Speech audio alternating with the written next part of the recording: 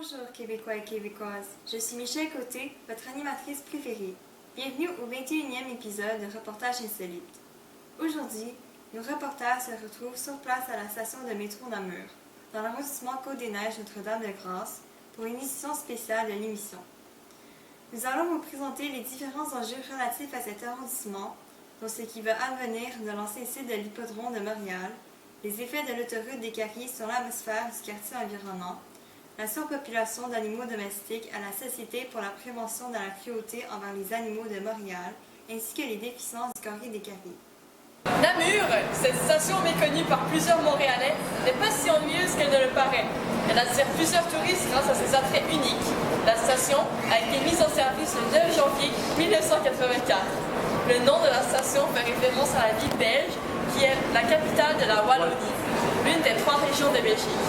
La fameuse sculpture de Namur, comme vous la voyez ici, a été créée par le sculpteur québécois Pierre Branche, né à Montréal. Il a étudié à l'École des beaux-arts de Montréal. Cette sculpture s'appelle Système, qui est un énorme système géométrique suspendu au plafond de la station. Comme vous l'avez vu tantôt, Système est une structure spatiale et sculpturale composée de 28 unités modulaires en aluminium poli servant de support à l'éclairage de la mezzanine. Géométriques par leur forme, les modules font 3,3 mètres de diamètre et comportent 12 hexagones et 6 carrés chacun. Ce concept géométrique innovateur a été développé par le groupe de recherche en topologie structurale de l'Université de Montréal. Nous allons maintenant rejoindre notre reporter Marcel Delavance, qui va nous parler de l'un des grands enjeux qui préoccupent l'arrondissement Côte-des-Neiges Notre-Dame-de-Grâce, c'est-à-dire l'avenir de l'ancien site de l'hippodrome de Montréal. En effet, Michel, je me retrouve présentement devant cet édifice abandonné qui pose plusieurs questions aux résidents du quartier, comme « Que va-t-il devenir ?» Je vais tout d'abord commencer avec un bref historique de ce lieu de nature épique. Donc, premièrement, tout commence le 4 juin 1907 lorsque John F. Ryan fonde l'hippodrome Blue Bonnets, aussi connu sous le nom de l'hippodrome de Montréal. C'est un terrain de 43,5 hectares qui correspond à environ 43 terrains de foot.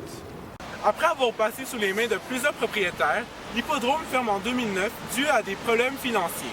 Ceci a fortement bouleversé l'industrie des courses de chevaux au Québec, car Blue Bonnets générait à lui seul 60% des revenus de cette industrie. Aussi, en 1996, l'hippodrome Blue Bonnets devient le 3e endroit le plus fréquenté à Montréal, après le Casino de Montréal et le Vieux-Port. Avec moi présentement se trouve Charles Dudin, un homme qui venait souvent voir les courses hippiques à l'hippodrome avec son père lorsqu'il était jeune. Parlez-nous de ce site. Je me souviens en fait que cet endroit était très grand. Les gens adoraient les courses de chevaux. Tous s'amusaient à parier sur le vainqueur de la course. Pendant les fins de semaine, le monde se réunissait ici pour les courses. Il pourrait y avoir jusqu'à 10 000 personnes malgré le fait que l'hippodrome pouvait y accueillir au plus 80 000 personnes. Il y avait aussi plusieurs salons VIP et un restaurant de 3 étages sur le site s'appelant le Centaure. Je me rappelle, la bouffe était très délicieuse. À l'époque, pensiez-vous possible la fermeture de l'hippodrome Blue Bonnets? Oh non, vraiment pas d'ailleurs. Personne ne s'en doutait, l'endroit était si populaire. Merci beaucoup de votre temps, monsieur. En effet, les courses de chevaux ont depuis toujours fait partie du patrimoine de la ville. La fermeture du site a sûrement été un choc pour les amateurs de sport équestre, comme notre ami Charles. Nous ne sommes toujours pas sûrs du futur de l'hippodrome.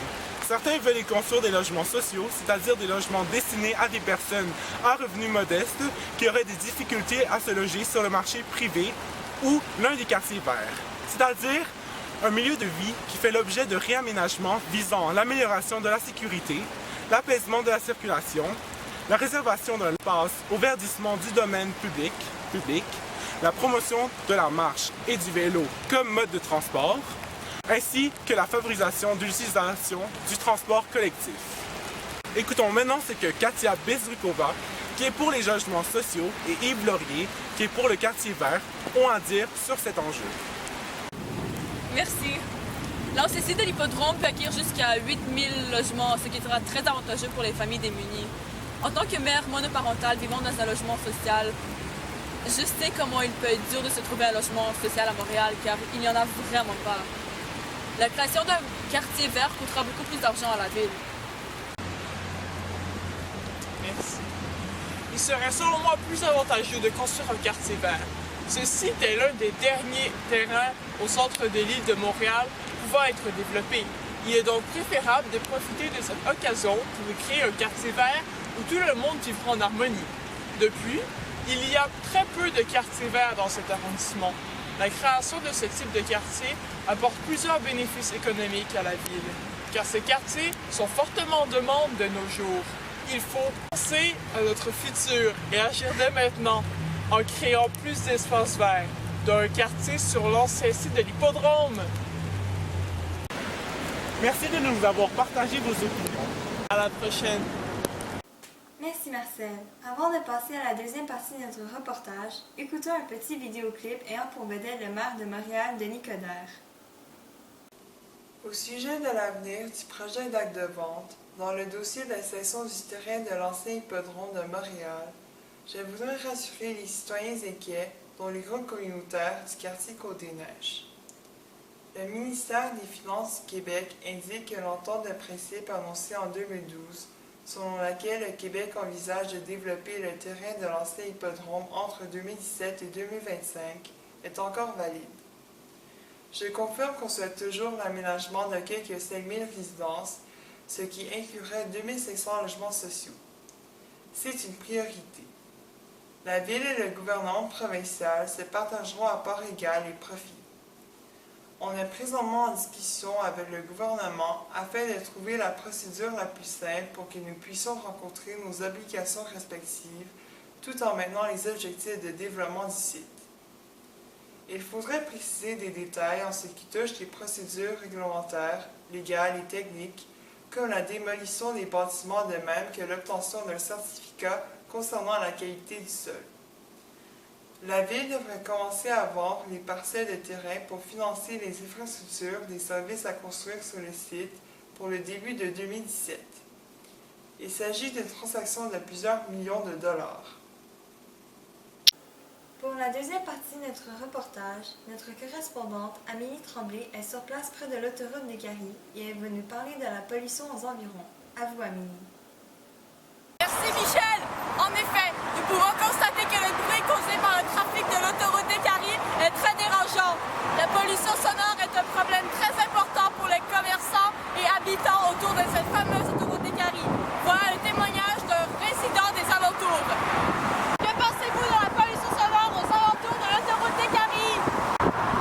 En 2003, on a justement fait une pétition réclamant un écran anti-bruit en bordure de la rue Addington au conseil d'arrondissement Cordialement, Notre-Dame-de-Grâce et ensuite au ministère des Transports du Québec. La pollution sonore est très énervante pour les habitants du quartier. Que s'est-il passé dans la pétition? Eh bien, nous avons eu un écran anti-bruit, mais ce n'était pas gagné d'avance. La première demande de la Ville de Montréal a été formulée en 1985 et des mesures n'ont pas été mises en place, même après plusieurs études. Le bruit est toujours présent et un écran anti-bruit n'empêche pas le mauvais air de se rendre dans nos cours. En effet, la pollution sonore n'est pas la seule forme de pollution présente aux alentours de l'autoroute des Caries. C'est vrai, la pollution émise par les voitures est très nocive pour la santé. Respirer de l'air pollué à chaque fois qu'on sort de la maison ne peut être inoffensif. Ça cause des problèmes respiratoires, cardiaques, auditifs et autres. Mais tout ça, c'est seulement question de santé. Il y a aussi des répercussions environnementales. Effectivement, il faut y avoir une pensée pour ça. Et que suggérez-vous pour de meilleures conditions? Nous ne pouvons faire grand-chose, mais juste de planter des arbres et aménager des mesures d'apaisement pour la circulation, comme l'ouverture de la nouvelle sortie boulevard de Maisonneuve de l'autoroute 15 Sud, par exemple, servirait à améliorer la situation. Quelques petites choses peuvent faire de grands changements. Merci beaucoup pour votre temps. Alors maintenant, allons voir des clients de l'hôtel Reportage qui est pratiquement sur l'autoroute des Caries. En fait, nous venons de France et j'ai vu sur un site un hôtel qui avait l'air trop classe. Ma femme et moi avons réservé du coup. Rendu sur place, on avait la bouche grande ouverte quoi. Alors, comment s'est passé votre séjour à l'hôtel? Eh bien, l'hôtel en tant que tel est vraiment bien, mais c'est lorsque tu regardes par la fenêtre que ça se gâte. La vue est affreuse et lorsque tu ouvres la fenêtre, tu as l'impression de t'empoisonner quoi. La ville souhaite construire un nouveau milieu de vie près de cette autoroute. Qu'en pensez-vous? Oh, selon moi, ce n'est pas une bonne idée du tout. Avec tout ce prix et la pollution, vivre près de ce tas de béton est une torture, sans compter l'esthétique qui n'est pas à son meilleur, quoi. Merci beaucoup pour votre temps. Bon séjour. Voilà les enjeux reliés à l'autoroute des Caries. Merci Amélie, à la prochaine. Par la suite, nous allons cerner les enjeux principaux dans la SPCA avec notre reporter, Courtney Field. Thank you, Michelle. I am currently standing right outside the entrance of Montreal's SPCA. Here with me is the executive director of this fine establishment, Nicholas Gilman. He has kindly accepted to speak on behalf of his organization. Could you tell us what you accomplished as a non-profit animal welfare society? As an unlimited intake facility, taking in about 14,000 animals a year, Montreal's SPCA manages to place 91% of dogs and 66% of cats. Between June and September, the number of abandoned animals in our care rises from about 600 a month to approximately 1,600. How do you free up some space within your shelter? Our shelter was designed to accommodate animals for short periods. We therefore favor humane euthanasia over extensive long-term housing of animals in cages. The practice of euthanasia remains a choice of last resort. Even so, we are under the obligation to euthanize about 10,000 abandoned animals every year. What are your propositions pertaining to the overpopulation of companion animals in Montreal? We are in collaboration with municipalities and various levels of government to develop viable measures aiming for the reduction of pet overpopulation as well as the promotion of awareness and pet garden responsibility. Our solutions incorporate education, legislation, and spay-neuter programs. In fact, we make sure to sterilize all our adopted cats and dogs, along with any of these animals transferred to other shelters or rescue organizations. We spay or neuter approximately 8,000 animals at our clinic each year. Furthermore, we strongly encourage people to adopt domestic animals instead of supporting pet stores. Last summer, we hosted Operation Adoption, during which we offered rebates on cat adoption costs and starter kits for dogs. Adoption fees encompass the first set of vaccinations, deworming treatment, a microchip, 15-day health guarantee, and sterilization. We were able to meet prospective owners and inform them of the duties pet ownership involves. Montreal's SPCA recently announced its official grand opening of the Men's Montreal SPCA Targeted Permanent Sterilization Clinic. Could you briefly present it to us? Yes, of course, but as of this moment, my colleague Samantha Gray will be answering your questions. We launched our very own sterilization clinic in hope of tackling Quebec's pet overpopulation problem by extending spay-neuter services at reduced rates for a target clientele, such as pet guardians with limited financial resources. The Mittens Montreal SPCA Targeted Permanent Sterilization Clinic provides low-cost sterilization for cats and dogs alike. Our prices are more appealing than those of a veterinary hospital. Why wouldn't you recommend for-profit animal shelters? In April 2011, Berger Blanc, Montreal's largest for-profit animal shelter, was featured on Radio-Canada's programme Enquête. Reporters uncovered widespread mistreatment of animals and euthanasia by non-veterinarians. Unlike Montreal's SPCA, lucrative towns rely on pet overpopulation to thrive economically. Animal welfare deviates from their chief interests. Has the city helped you in your mission to prevent animal cruelty? Yes, it intends to plan a municipal animal shelter and standardize its bylaws on animal protection. We applaud their efforts to minimize the growing issue of pet overpopulation in Montreal. Thank you for your time. The pleasure was all ours. On that note, our segment on the primary concerns of Montreal's SPCA comes to an end. Back to you, Michelle. Thank you, Courtney. Lastly, we will be exploring the Carey Square and its undeniable deficiencies. Reporter Olivia O'Brien is on the scene in company of Linda Pacquiao, a regular to Carey Square visitor.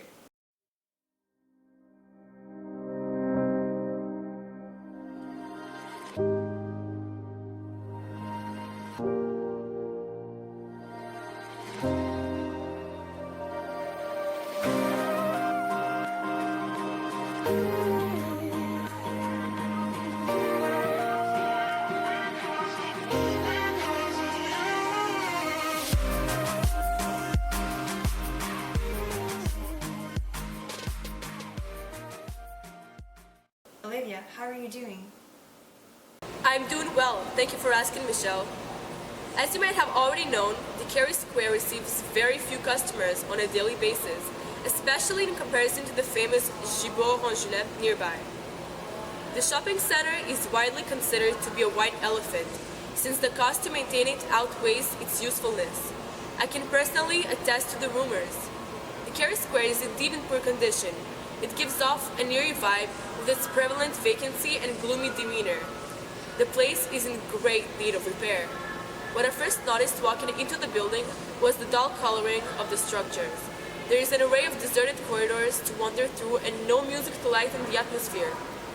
Cracks permeate the ground, ravaging countless tiles on the floor. Dark mold spoils certain parts of the ceiling. The toilets are cramped and filthy. Blank signs announce innumerable spaces for rent. After having toured the Carey Square in depth, I would say only a little more than a half of the mall is occupied. Let's hear the perspective of a fellow pedestrian here with me today, Linda Pacquiao. What brings you here at this time? I am here with my friend Abigail to see a movie. The Dollar Cinema is by far the best thing about the Carey Square. In addition to its discount movie theater, the Carey Square boasts a Sears liquidation center along with the Dollarama discount shop. Later this evening, I will be accompanying Abigail to driving school. Hers is located right along the corner at the end of the hall. What do you think about the current state of the Carey Square? The Carey Square satisfies the vast majority of my everyday needs. I live in the neighborhood and I love how convenient it is to me to acquire a myriad of clothes at Winners. Several bistros await me in case I get hungry. I have to admit that the business here do not exactly attract a lot of customers, though. Is the Carey Square always this empty? Yes, that is actually what I like most about it. I never have to line up for anything, except when I go to Dollar Cinema over the weekend. It is possible for me to find amazing deals without having to worry about the probability of losing them to another shopper. On the other hand, I am aware of how unpopular the Carey Square is. It significantly lacks revenue.